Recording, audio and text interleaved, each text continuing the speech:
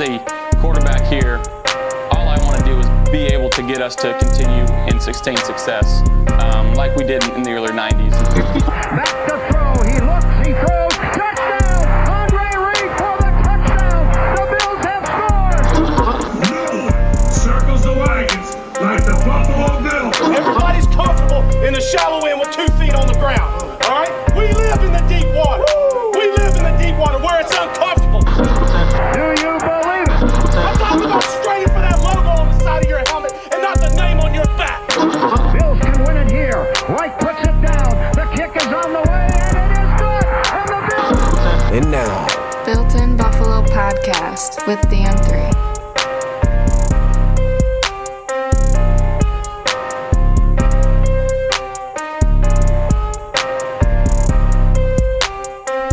Bills Mafia, what is going on? It's your boy DM3 back with the Built-in Buffalo Podcast, episode number 2. This is going to be the Tre'Davious White episode. We are going to touch base on all things Tre'Davious White and what everybody else is talking about. Patrick Mahomes, what coulda, shoulda, woulda, all that nonsense from the 2017 draft. Now, I wasn't going to do an episode on this.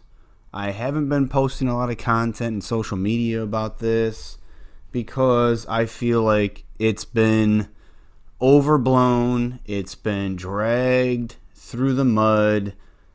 It's been just stuffed in our face by Bills fans ever since Patrick Mahomes advanced to the Super Bowl a little over a week ago. So, yes, Patrick Mahomes and the Kansas City Chiefs, with a host of other former Buffalo Bills, LaShawn McCoy, Sammy Watkins, are playing in the Super Bowl against the 49ers this coming Sunday. We know that, okay? We know that. We also know that in 2017, that was the first draft for Sean McDermott, as well as the last draft for former Buffalo Bills general manager Doug Whaley. So, you're at the 10 spot. Andy Reid, the head coach of the Chiefs, well known that Sean McDermott has a relationship with Andy Reid. So, I'm sure there was some talk behind the scenes saying, hey, you know what? What are you guys looking for? You're looking for this. We're looking for that. And everybody wants to get on Sean McDermott for passing up on Patrick Mahomes. But there's more to it, I think, than that. I do think that no one's touched on the fact that Sean McDermott was hired 3 months previous. Sean McDermott barely had a staff in place. Sean McDermott barely had a scouting department in place. Now, if you want to say Doug Whaley did some scouting and his team did some scouting, that's fine. But both guys were in that draft room, and both guys made the decision to pass on Patrick Mahomes. So, the Bills draft Tre'Davious White. As we all know, they traded down to the 27th pick, and they drafted Tre'Davious White. Now, unless you are a college scout, a college guru, you know all things college leading up to the draft, Tre'Davious White was an All-American. You know, he was a stud coming out, but I think that Bills fans were looking for the Bills to make a splash in 2017. Right after the Rex Ryan era, they were looking for the team to either draft, Patrick Mahomes, Deshaun Watson, one of these quarterbacks that is going to lead the team into a new direction with a new head coach. Now, with all that being said, there's not any way, shape, or form. There is nothing written. There was nothing anywhere that could have been determined that Patrick Mahomes was going to be the quarterback that he is today. MVP in his first full year as a starter, the 50 touchdowns, and then this year with the dynamic offense, leading the team to the Super Bowl. There's no way that anybody could have foreseen that was going to happen. So at the time, a lot of people during that draft say, hey, guess what? We got an extra first-round pick in 2018. Cool. This must mean that the Bills in 2018 are going to go after that franchise quarterback. And then comes Brandon Beane. Brandon Beane comes in, makes a bunch of trades in the preseason, training camp preseason before 2017, and then you're like, all right, now they're really all in on this 2018 draft. So you get Tre'Davious White in his rookie season, arguably could have been the defensive rookie of the year, was given to Lattimore from the Saints, who also had an outstanding season. You could have gone either way, but Tre'Davious White proved to be that first-round pick, and it was a late first-round pick. And even if you look at some of these sports pages, whether it be any form of social media that are doing these redraft, the 2017 draft, they have Mahomes going first overall to the Browns, and they have Tre'Davious White going 9th overall to the Chargers. I've seen that in a lot of the redrafts. So 2 points to this, okay? So you're telling me, and if Patrick Mahomes, knowing what everybody knows now, went number 1 overall by the Cleveland Browns, that he'd be the exact same quarterback that he is now. Absolutely not. Absolutely not. Andy Reid is an offensive genius. Andy Reid has helped the progression of Patrick Mahomes, not to mention the fact that Patrick Mahomes sat behind Alex Smith for a year, which I think is going well under the radar. Nobody's really speaking about the steps that Alex Smith took, ultimately traded, at the end of the 2017 season. But nobody's really talking about the fact that if Patrick Mahomes was indeed drafted at number 10 by the Buffalo Bills, where his progress would be right now. Would he be the same quarterback that he is with the Kansas City Chiefs? I'm here to tell you, no, he would not. Because unless the Bills overhauled the offense in 2018, he would not be, because he does not have the weapons. He does not have the Travis Kelce's. He does not have the Tyreek Hills. He does not have the Sammy Watkins, even a retooled LaShawn McCoy, and he does not have the playbook of Andy Reid in the system that's in place there. So that's that, all right? So now let's get back to Tre'Davious White, because something that I wanted to get off my chest, and I've seen a couple other people kind of, say the same thing as far as what's going on with the players in Buffalo, especially after the playoff loss to the Texans. Okay, now we see the Chiefs make the Super Bowl with Patrick Mahomes. So the first thing everybody wants to say is, we could have had him.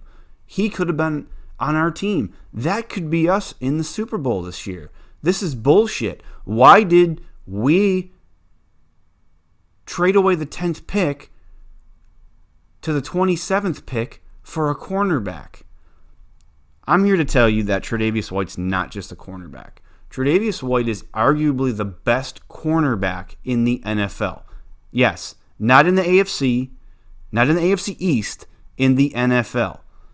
He gave up 0 touchdowns this season, and he played all 16 games, if you include the little bit of playtime in the Jets game, if he even got on the field, I'm not sure. So either way, he had more snaps than the next guy.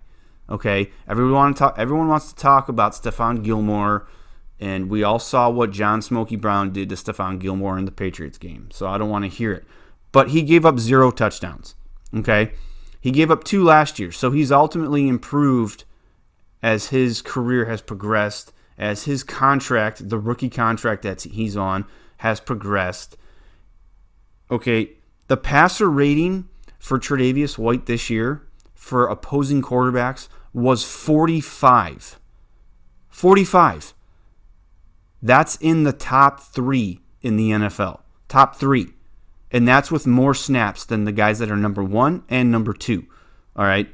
The measuring stick for quarterbacks in the NFL is passer rating, which tells me either they're not even looking at Tre'Davious White, or when they do look to him, they can't complete a pass because the person that they're throwing the ball to is so heavily guarded that it's either incomplete, it's pass defensed, or it's just a throwaway.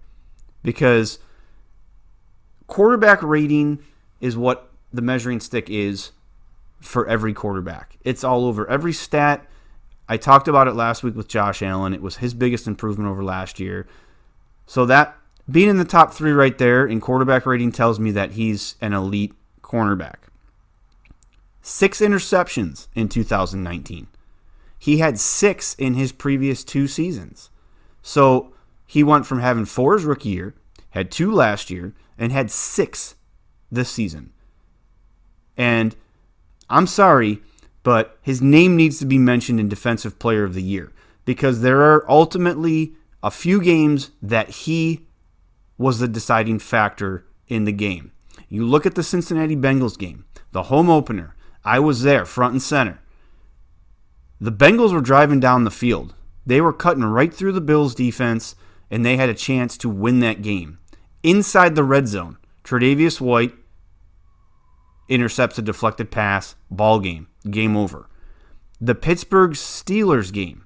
Now this one's key, so listen. Make sure you guys listen up to this. The Pittsburgh Steelers game, which is the game that the Bills clinched a playoff berth with, who was the best player on that field? Tre'Davious White, hands down. The 2 interceptions that he had single-handedly ended drives for the Pittsburgh Steelers and gave the Bills chances to score on offense. So if you're looking at just those 2 games, and then there's other times too. The game against the Miami Dolphins. Miami was driving down in that close game, the first meeting between the Bills and the Dolphins, and he made that interception on the sideline inside the 5-yard line. As we all know, that's where Do-Rag Trey came from. The helmet came off, all that. That's a play right there that it was a more of a motivational thing. It was, guess what? I'm on your best guy. I'm on Devontae Parker. You want to throw him the ball? Guess what? I got him. Okay? So with things like that, I mean, you can't look away from stats. Stats can only say so much to a degree, but the ones I just mentioned, the fact that he doubled his interceptions in his career in one season, he's got 12 for his career, half of them came this season. He allowed 0 touchdowns. He had more snaps than any other quarterback that was recorded in that category. The 45 passer rating, I mean, it's ridiculous. 0 touchdowns. I mean, I can't harp on that enough. So let's move on past that. Now, here's another thing that the old school Bills fan mentality kind of came out of me. The old school way of thinking, trying to reinvent myself with the new school Bills fans that didn't suffer through the drought because they were a lot younger than I am. The new school fans that didn't sit through 17 years of no playoffs. They didn't sit through the Music City Miracle. They didn't sit through 4 Super Bowl losses. They didn't sit through having to watch Jim Kelly get carted off the field in his final game. All that stuff. All they know is the last 15 to 20 years of Bills playing 500 football. Well, the old school fans, I think, are the ones that are the catalysts for this whole Patrick Mahomes should have been on the Bills, we would have been in the Super Bowl movement that is happening on social media. Because if you saw anything about what Tre White said immediately responding to fans saying, we should have had Patrick Mahomes, we'd rather have Patrick Mahomes than Tre'Davious White. I'm here to tell you that that's the old school way of thinking, where when the Bills had players that they drafted that were studs and that should have been re-signed, we let them walk. Old school Bills front office, no matter who it was, they let these players walk. They let the drafted players that they groomed to be the future of this team, they let them walk and they started over from square one. That's the reason why this team cycled through running backs. That's the reason why this team cycled through defensive backs. They cycled through wide receivers and tight ends and never seemed to find that franchise quarterback because they came to a conclusion that it would be better to draft players instead of paying the ones that you've already drafted, which is, it's blunt, but it's true. The truth hurts sometimes, but you have to hear it. And shame on us, the ones the Bills Mafia, the fans that are out here saying that we should have drafted Patrick Mahomes because we'd be in the Super Bowl. We have no idea how he would have progressed under Rico Dennison, under Sean McDermott, under David Culley as his quarterback's coach in year 1, in year 2, and now in year 3. We have no idea. And not to knock on anything, but we saw how the Bills handled Josh Allen in his rookie season. They mishandled Josh Allen's progression from day one. The minute that he stepped off that podium, he should have had a playbook in his hand that said starting quarterback. They've apologized for it. They've righted the ship. They've corrected the error. We're moving on. You know, they've got it fixed now. They've both come out and admitted that they made mistakes. But could you imagine if we're sitting here this would have been year 3 for Patrick Mahomes? Do you honestly think this team makes the Super Bowl unless there's other improvements in other areas? No, I don't think so. So I can tell you what we do have, okay?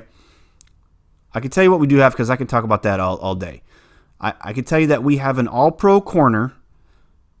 When was the last time this team had an all-pro first team Pro Bowler, first team American Writers of Football player on this team? It's been a while. Look it up. Google it. I don't care what you got to do. It's been a while.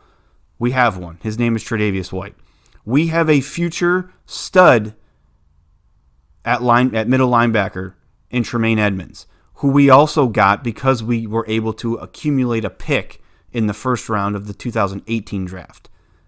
And oh yeah, by the way, we have a guy by the name of Josh Allen, who we were able to acquire with some other moves nonetheless, but we were able to acquire a guy who will be the franchise quarterback of the Buffalo Bills for a very long time. I firmly believe that, but because it's not happening right now, everybody wants to come up here and complain that we drafted Tre'Davious White instead of Patrick Mahomes.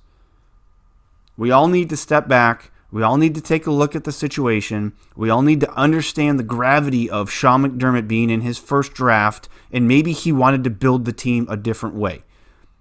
Now, did we pass on a generational player? Hell yeah, we did. Hell yeah, we did. And I'm happy for Patrick Mahomes because the guy's an absolute stud, and everybody said that the air raid quarterbacks can't translate into the NFL, and he's doing his thing. But I don't want to hear when the Bills are Super Bowl contenders, which I firmly believe that is going to be very soon. I don't want all these fans backpedaling and saying, oops, my bad. Either you're with us or you're not with us. And Tre'Davious White is with us and needs to be extended and needs to retire a Buffalo Bill. He needs to be on this team for a very long time, and the man needs to get paid. That's it for this episode. I know I've vented a little bit. I just think that we as Bills fans need to stop with the what ifs. We need to stop talking about what we don't have. We need to focus on what we do have. We have a young, up-and-coming, hungry team that I believe this year is going to make some noise. I believe that the players that we have in place that are on the roster, the players that Sean McDermott and Brandon Beane have put on this roster, are going to take this team to the next level and take this team to places that we haven't been in a very, very, very long time. And I'm talking about the Super Bowl. I'm talking about the young talent that is hungry to prove that they can play with anybody in this league. And I think that's going to start in 2020, and hopefully it's going to happen. It's going to take a hell of a lot to get these guys to not perform, because these guys are deserving. This is going to happen, and you guys all need to be on board. Anyways, I got a little flustered here at the end, but it's the Built in Buffalo podcast, episode 2. Was supposed to have a special guest on this episode. Scheduling conflicts. It's going to happen in the future. That we're going to get a special guest on here, not just one. We'll have them on as this thing progresses. If you guys could do me a favor, share this wherever you're listening to it. It's going to be up on the Built in Buffalo Podcast Network on SoundCloud. Also be dropping this on YouTube. So if you guys could share it on whichever social media outlet you're listening to it on, I appreciate it. Shout out to the Built in Buffalo team. We are up and coming. It's a new thing. If you guys like it, get on the bus, enjoy the ride. I'm DM3. Thank you guys so much for listening, and I'm out. Go Bills.